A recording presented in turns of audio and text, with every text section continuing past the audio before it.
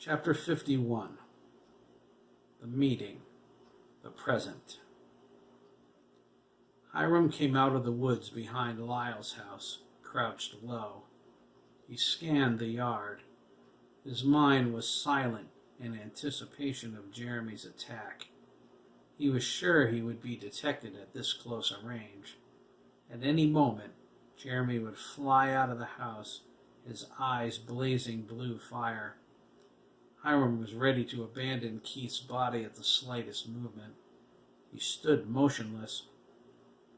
His gaze shifted back and forth across the yard. After 30 seconds, he stood up and put his hands indignantly on his hips. What's going on here, Hiram wondered. This has to be a trick. The kid has to be able to sense me by now. He stepped forward, his foot squishing on something in the thick grass. He bent down and picked up the remains of a busted water balloon. He held it up and stared at it. A water balloon fight, he thought. His expression darkened. They should be scared out of their skulls, but instead they're playing games? Hiram's anger grew. They're not cowering in terror, dreading my return? Maybe they haven't seen enough horror. He boldly strutted toward the house. If they've decided the danger's past, they have another thing coming. I'll walk right in, cut Chris McKee's head off, and stick it on Lyle's front porch railing. Maybe then they'll understand the meaning of fear. Hiram slowed his pace as he neared the back door. He slipped onto the porch, treading lightly despite his arrogant thoughts. He heard soft murmurs of conversation from inside. He stopped at the edge of the sliding glass doors, straining to hear. What is there to discuss? Why are they talking when they should be hiding? Hiram debated crashing their little get-together, but he lacked a weapon. He listened intently, trying to discern whose voices he heard. He thought he heard Virginia, but he wasn't positive. He was sure she was there, though. He heard Lyle's booming voice and smiled. Hiram thought, how does it feel to know the truth, Gibbons? Every time I sat in your garage, I was dreaming about giving the gift. Inside the house, Lyle asked, so Bremen was trying to create the power for the Nazis? He let out a whoosh of breath, his large chest heaving. That would have changed the whole damn war. Seems that way, Randy said. He scratched his head near his receding hairline. He had no idea how to make it work, though. He did not, Esmeralda agreed. She sipped her tea and said, he only had suspicions and wild theories. It is not a wonder his peers laughed at him. Yeah, Max said. It wasn't like he could prove it. He obviously succeeded, Chris remarked, nodding at his brother. Jeremy shook his head. That's real obvious, Chris. He squeezed Craig's hand. Craig returned the pressure. The thought of them holding hands never crossed their minds. They just were. It seemed as natural to them as their thoughts intertwining. I guess we can assume he found Madame Zora? Virginia asked. She scratched the bruise on her left leg.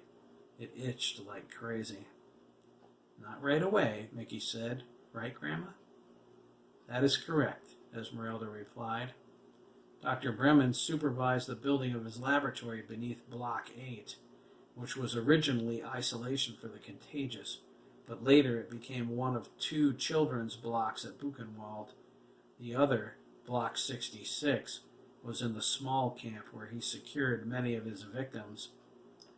He killed kids like Hiram did? Derek asked. Esmeralda sadly replied, no, lad. Hiram may have murdered 2 or even 3 dozen boys, but Gunter Bremen was responsible for hundreds of deaths. Hundreds? Linda gasped. Yes, Esmeralda said.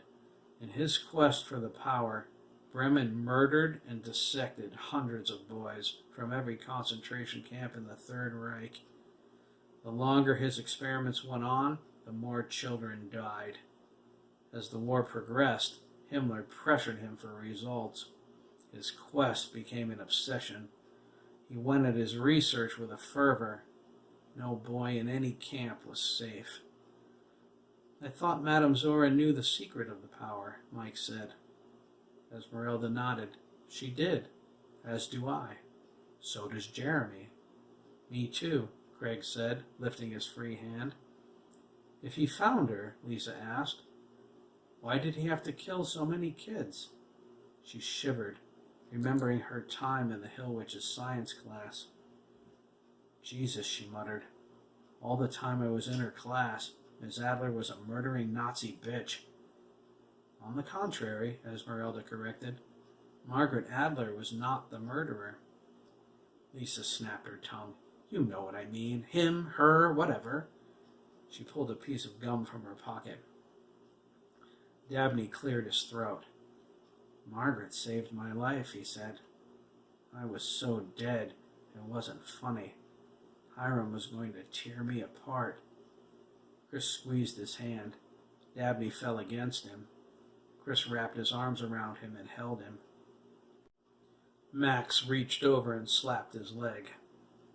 Chill, Dabs, he said. That's over now. I know, Dabney replied. He held Chris's arms to his chest. It's just in my head right now. Dennis gripped his shoulder. He's not going to hurt you anymore, Dabs. I promise. He spoke with conviction that concealed his heartbreak. He knew everything now. How could he even look at his father without hating him after witnessing the brutal beating and near murder Dabney endured at Hiram's hands, the fate his father consigned him to, or the years of sexual abuse Dabney suffered, not because Bremen adjusted Jerry's memories, but because his father's idiocy led him to believe Dabney was gay and therefore enjoying it. The truth terrified Dennis. My father sent Dabney to his death more because he believed he was gay than for any other reason. My God, that's so sick. He stifled his emotions. He was amazed his brother never betrayed his lifestyle secrets, despite deducing them a long time ago. Look at him, Dennis thought, watching Dabney and Chris. They fit into each other like puzzle pieces. He hasn't been out of the closet a few days, and already he has the love I've searched for since I was 16. Chris is so cute, too. I can't believe I'm jealous of Dabney, but there it is. I want what they have so desperately, it isn't even funny. Chris laid his head sideways on top of Dabney's. God, what I wouldn't give for someone to love me like that, Dennis lamented. He gazed around the room. He saw that Jeremy and Craig were holding hands too. He felt their love for one another through the group mind link. Everyone did. It radiated with nuclear intensity. They did nothing to try and hide it. They couldn't care less if anyone saw how they felt about each other. No one could possibly understand what it was like for them being permanently mind-linked. It wasn't a romantic love. Not yet, anyway. But Dennis could sense how easily it could become that. It was so powerful. Dennis wondered how it could possibly not grow into true love like Chris and Dabney shared. Everyone felt their love through the mind link just as easily, but with Jeremy and Craig it was different. They didn't choose each other. The Hill Witch chose them for each other. Now they felt they would never let each other go. How could you not fall in love with someone who shared your every thought and feeling? You're inside their mind. They're in yours, joined together at the most primal level. Look how Craig leans against him and hugs him, and how Jeremy holds his face and pulls him close. Their intimacy is greater than any friendship, even for best friends. Everyone accepts them too, like they do Chris and Dabney, who were confident enough in their love to hold hands at the funeral in front of the whole town, Even my dad. He lowered his eyes. Fortune favors the bold. I'm such a coward. You're not, though, Jeremy projected to Dennis, although it went through the group mind link too. What Dabney and Chris have grew out of the hell they went through. Do you know how real their love is? I can see it, Dennis thought. It's as real as you and Craig. You only feel what's seeping through the group mind link about me and Craig, Jeremy thought. It's mild and only on the surface. He pulled Dennis into the totality of the mind link he shared with Craig. Share our mind link, Denny, but just for a minute. Understand what Craig and I mean to each other, the depth of what we feel for each other. I don't know any other way to show you what it's like. It's incredible. Dennis sobbed with the sensation. He threw his hands over his mouth, drowning in the honest feeling of a love beyond description. He looked from Craig to Jeremy, his eyes wide. Craig winked at him. He projected through Jeremy. People search their whole lives to be as close to another human being as we are, and never get this close. Jeremy kissed the top of Craig's head. Dennis whimpered. Everyone in the room was watching them. They heard everything through the group mind link. They drew close to their loved ones in response to the sensations. Old Ted smiled. He hadn't seen a love so powerful since Tim and Emma, or him and his wife Gertie, may she rest in peace. Kate sighed and hugged herself. She, like Dennis, was still waiting for a love so special. She had her son Vincent. He was 10 and the love of her life. His father was a police officer killed in the line of duty when she was pregnant. He was all she had in the world. The depth of the love she felt from Jeremy and Craig, from Dabney and Chris, was familiar. Robert hugged Teddy. Mariana kissed Max's cheek and then Ricardo's. Virginia pulled Derek into her lap. He leaned back and she kissed his freckled cheek. Jack Jr. put his arm around Dougie. Dougie fell against him and sighed. You'll have this someday, Denny, Jeremy projected, letting him go. It's already inside you. You just need someone to share it with. You and Craig aren't even gay, though, Dennis exclaimed. Jeremy shrugged. He said, We could be gay, Denny. What would I care? What's gay mean anyway? He gave Craig a squeeze. If being gay means I love another guy, Craig and I are way beyond that already. Craig smiled. You know that's right. That's so incredibly sweet, Susan sighed. You are certain you are not experiencing the emotions of others bleeding through the group mind link? Esmeralda asked, leaning forward. She examined them carefully. As with Lyle before, are you drowning in Chris and Dabney, perhaps? Jeremy shook his head. No, if anything, Chris and Dabney's feelings are helping us define what we feel. Dabney and Chris are in love, Craig said. Jeremy and I love each other, but not like that. Not yet, Jeremy said, holding up a finger. True, not yet, Craig agreed. But you could end up like that? Virginia asked. The boys shrugged in unison. Would it matter? They said together. Matt groaned. What about marriage? Linda asked. And children? Hang on, Chris interjected. 2 guys getting married and being together doesn't exclude that possibility. No way, Dabney agreed. Chris and I both want children someday. Wow, you guys have discussed a lot, Susan remarked. Chris said there's surrogacy, adoption, foster parenting. We've talked about all of them, Dabney said. We'd like to do all 3 at some point. Not anytime soon, Chris said. No, but in the future, Dabney agreed. And you two? Mike asked, pointing at Craig and Jeremy. I love Jeremy, Uncle Mike, Craig said. But you're not in love? Sandra asked. Not yet, they said together. But someday, Jeremy asked. Who knows? What if a woman comes along and you fall for her? Connie asked. Either of you. Jeremy and Craig looked at each other. After a moment, Jeremy replied, When you truly love someone, Mrs. Shooter, you don't just fall out of love and fall in love with someone else.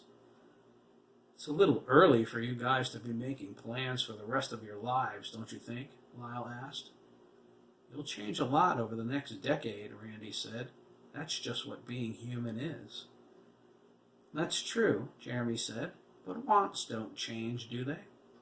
We want to be loved, Craig said, and we want companionship. Once you find that, and it's real, you stop looking, right? Could you have that with a guy, Jeremy? Virginia asked. Chris could, of course. He's gay. It's natural for him. But for you? And Craig? If you're both straight, how could you be satisfied with each other? Isn't sexual preference genetic? Teddy asked. I always thought so, Dabney replied. Me too, said Chris. It's not about sex, Mom, Jeremy replied. You guys think the mind link is some kind of curse, Craig said, but it's not. It's a gift. Ms. Adler did this to us because she knew we would fit each other perfectly. She never intended it to last forever, Jeremy said. But it's become that, Craig agreed.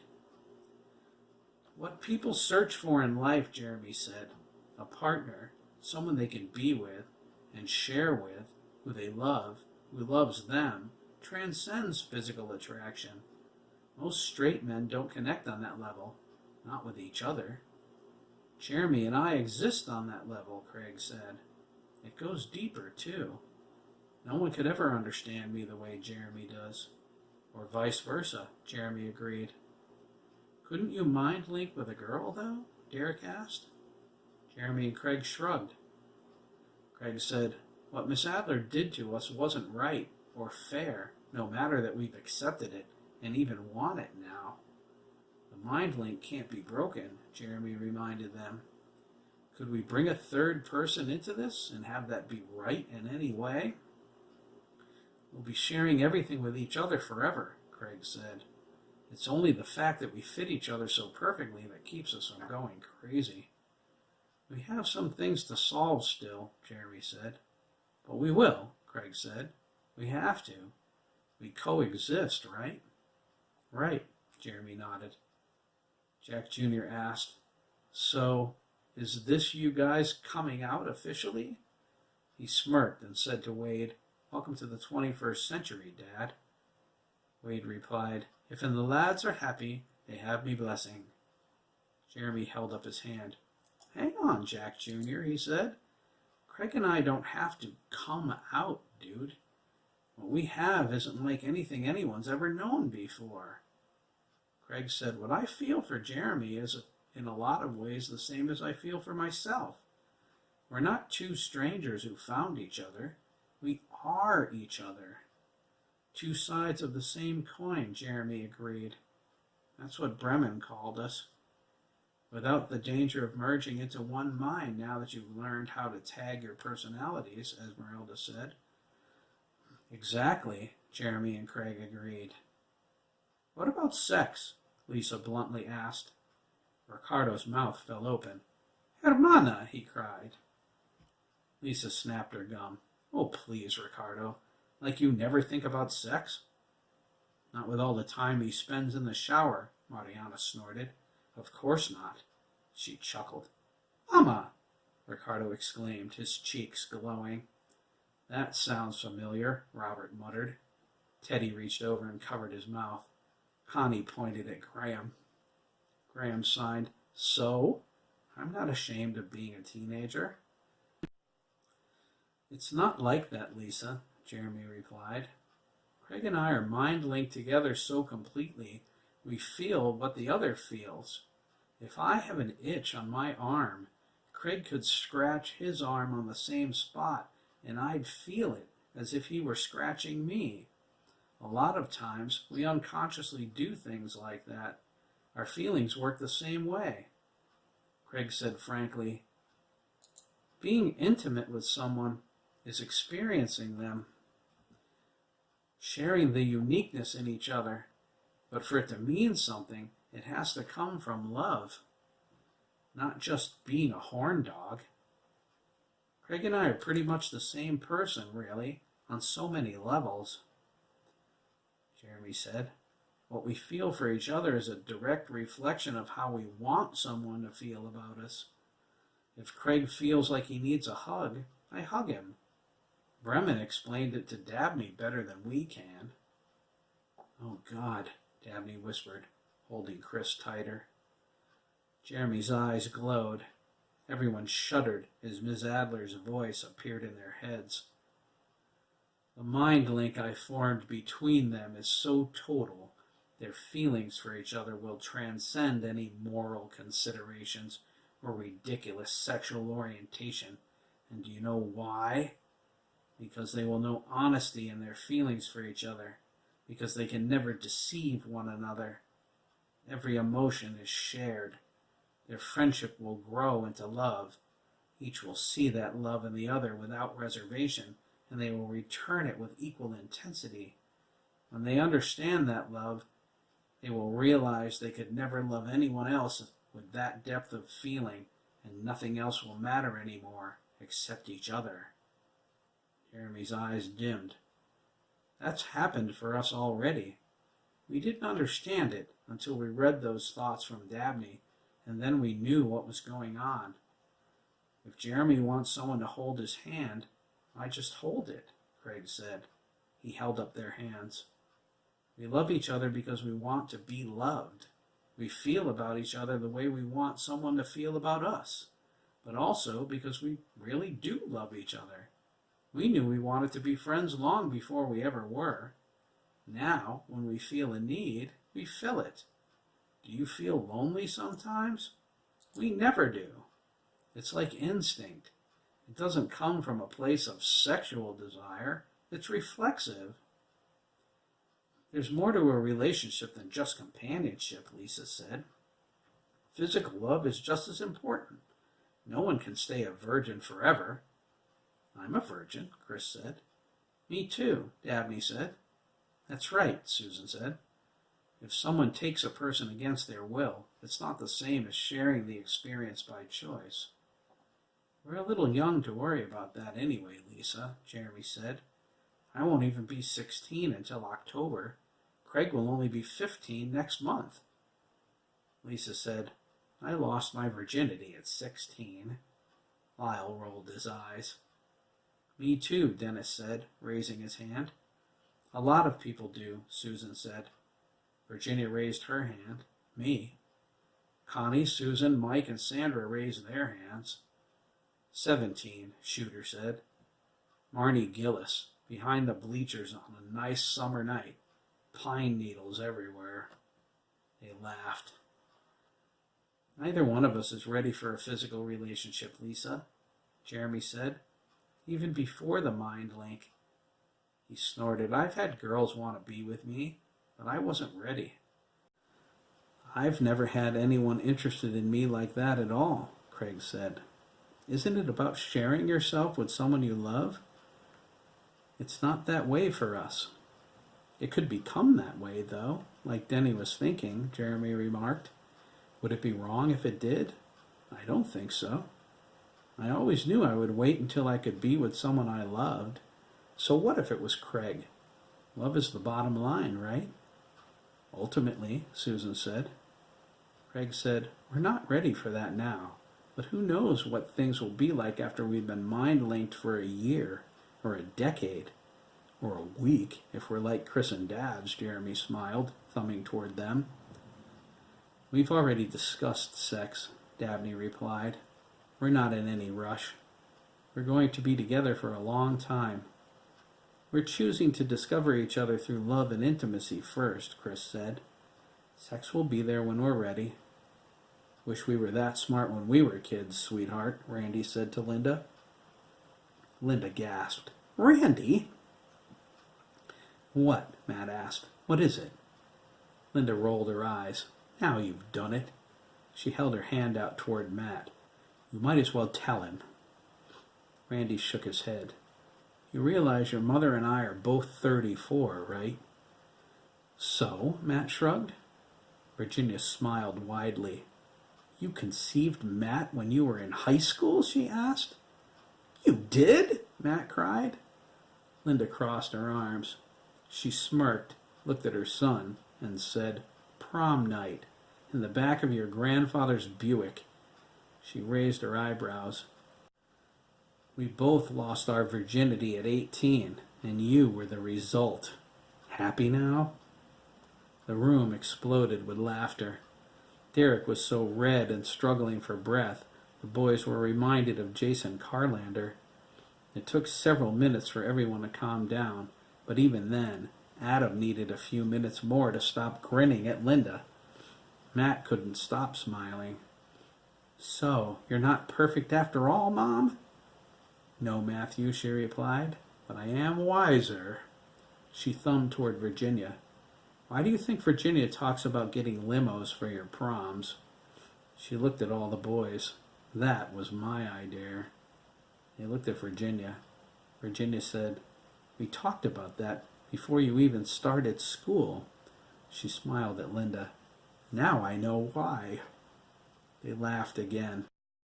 Well, that certainly cleared the air, Lyle said, crossing his arms. Are you uncomfortable talking about sex, Daddy? Lisa asked. Heck no, Lyle replied, watching Mickey out of the corner of his eye. I told you about the birds and the bees, didn't I? Lisa said, Don't let him fool you. He was very frank about sex and puberty when I had my first period. Came right out and handed me a box of pads and a training bra, just like that. The women clapped. Lyle nodded. Randy said, We needed to talk through this stuff. This group mind link is sharing things we never would have known. Not for sure, anyway. We needed the distraction, too, Connie agreed. For these few minutes, Shooter said.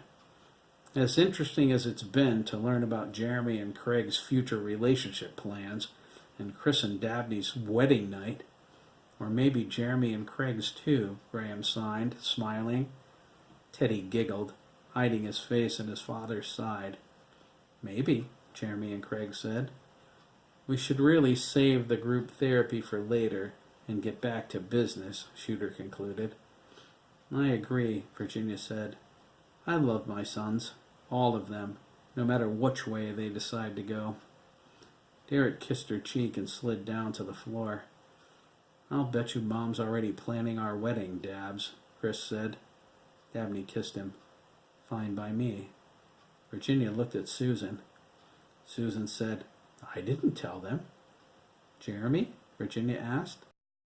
Nothing slipped through the group mind link, Mom. Chris just knows you. Keep planning, Virginia, Dabney said.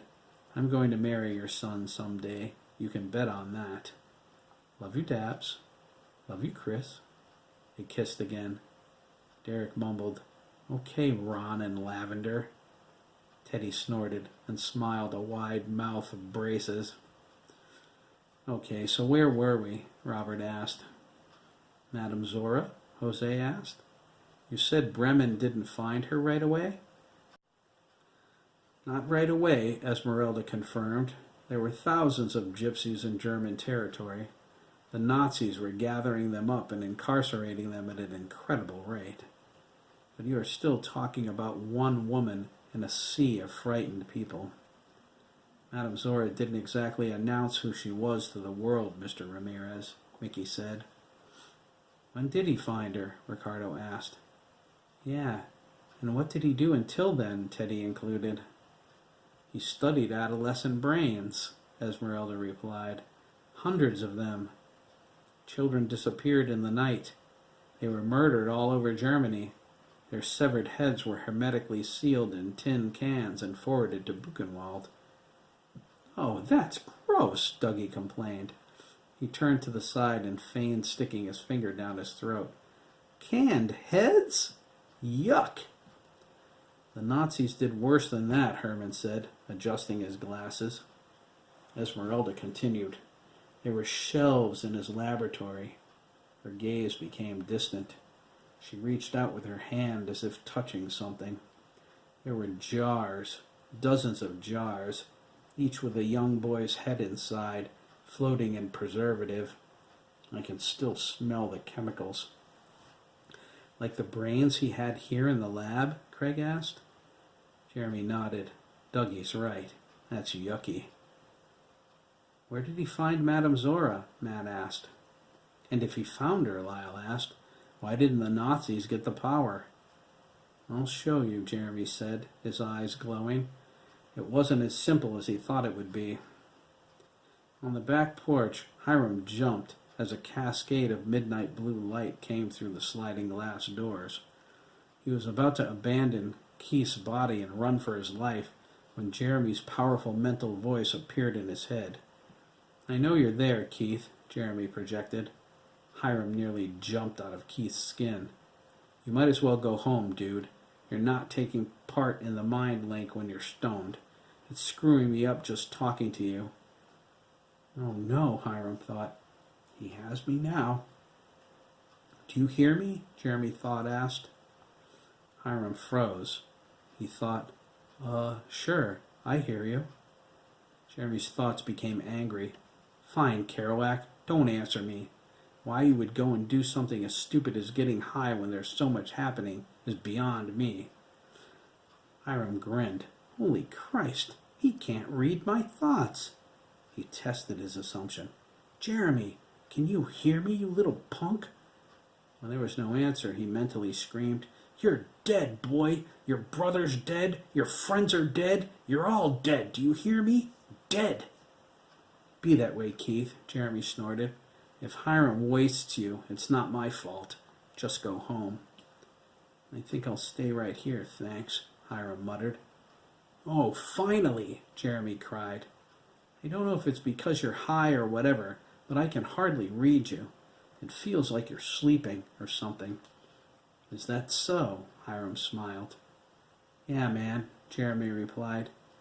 Dude, your mother's going to have your ass for breakfast when she finds out that you split. I have to show everyone the rest of the story. You can wait if you want, but you can't get back into the link until you're sober. I'm sorry. That's fine, Hiram said, his excitement growing. I'll wait. Whatever, Jeremy thought. Lyle says there's soda in the fridge. Help yourself. Don't mind if I do, Hiram replied. He turned and walked to the doors. Man, you're weird when you're high, Jeremy remarked. You sound like a nerd. His presence disappeared. Hiram slid the back door open and stepped inside. The air conditioning felt cool against his skin.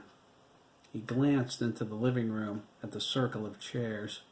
Everyone he hated was in there. They sat motionless with their eyes closed, their heads tilted slightly back. Jeremy's eyes were open and glowing brightly. So were the gypsies. They breathed evenly in unison, following Jeremy's mental lead. Hiram glared at Chris. His rage leaped into overdrive. He went into the kitchen. He opened the drawer where Lyle kept his cutlery. He selected a stainless steel knife. The blade was easily 12 inches long. He held it up and looked at Keith's reflection in the gleam. I'm going to cut out your heart, Chris, Hiram thought. I'm going to rip you apart in front of your friends. Hiram walked toward the living room, the knife clutched in his hand. Giuseppe looked at him oddly. He gasped, his eyes bulging, and he flew straight up through the ceiling into the attic. Mickey twitched, but then was still. Wade frowned. He pointed at Keith and said, I can't read him. Me neither, Sandy agreed. Must be because he's high. His eyes narrowed. That's so stupid. Using drugs? Wade asked. Exactly, Sandy said, especially now. He gestured at the knife with his chin. He's going to need more than that knife if Hiram comes after him. He's obviously scared, lad, if and he's arming himself. And I would be too, Sandy said. He looked around, his expression puzzled. He didn't see Giuseppe. He wondered where the little ghost disappeared to.